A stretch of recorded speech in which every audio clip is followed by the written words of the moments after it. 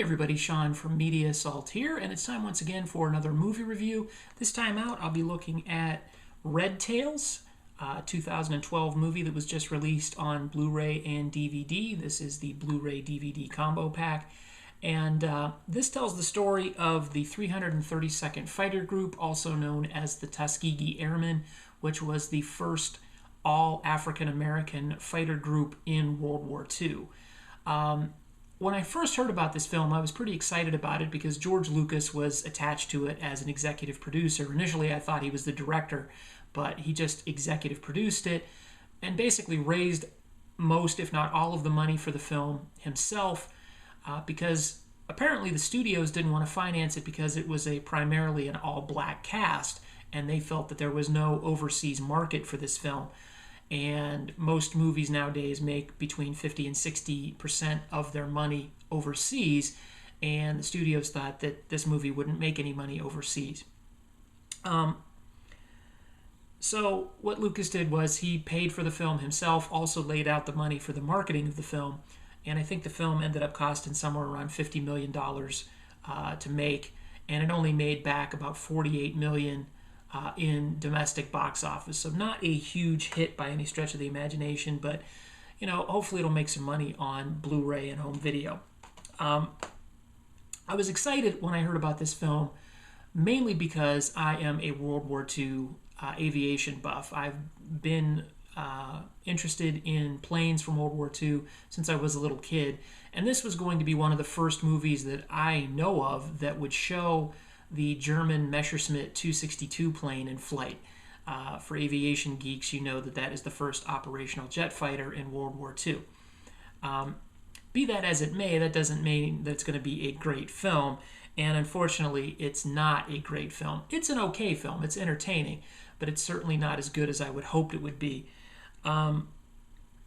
As a story of the Tuskegee Airmen and their trials and tribulations overseas in Italy and what they had to go through, I wouldn't exactly call this a documentary. The majority of the film's characters are fictionalized versions of real people. The story more or less follows the real story of the Tuskegee Airmen. It kind of throws a few details out the window from the type of planes that they actually used and the missions that they actually flew. But overall, you get an idea of what the Tuskegee Airmen were up against in terms of the bureaucracy of the military and just plain old prejudice. And for that, it does an admirable job. The problem with the film is that the human characters, rather than the planes and the military situations, are all cliched. They're one-dimensional. You've seen this type of film many times before where, each individual character is introduced and you are shown their particular flaw or their particular quirk, and then of course they've got to deal with it over the course of the 2 hours of the film, and at the end, I hate to say it, but I didn't really feel too much about the characters in the film. But the action scenes are all really well done. The CGI is pretty good. I've seen a lot of complaints about the CGI online from some people, and I don't know what movie they were watching. It looked great, at least the home video version. I thought the CGI was really well done. And, the plane models looked great. When I say models, I'm talking about the computer models. That's a Messerschmitt 262 bursting into flame there. That's the first operational jet fighter that the Germans used, being shot down by a P-51D Mustang, and that is my favorite plane of all time, the P-51D Mustang, and that plane is featured pretty prominently in this film as well. So it is my aviation geek coming out, and that part of me enjoyed the film very much, watching the action scenes. But overall, as a film, I'd have to say it's more of a middle-of-the-road type of thing. The action scenes carry the film. The human, the human dynamic is pretty empty, pretty vapid. But it's entertaining. I'll give it that. So I'm going to give Red Tails a 6 out of 10.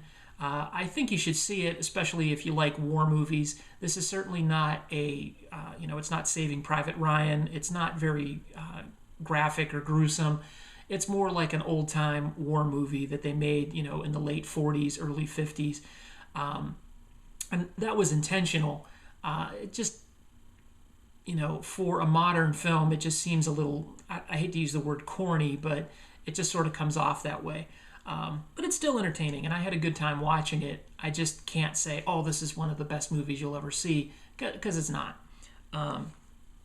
But check out Red Tails. Give it a rent, especially if you're interested in World War II or learning a little bit more about the Tuskegee Airmen. On the Blu-ray, there is a documentary called Double Victory, the Tuskegee Airmen at War. I have not watched it yet, but I'm going to give it a watch right after making this video. Actually, it's about an hour long, and it's actually supposed to be better than the movie itself. So that's my review of Red Tails. As always, feel free to rate, comment, and if you haven't done so already, please subscribe to my channel.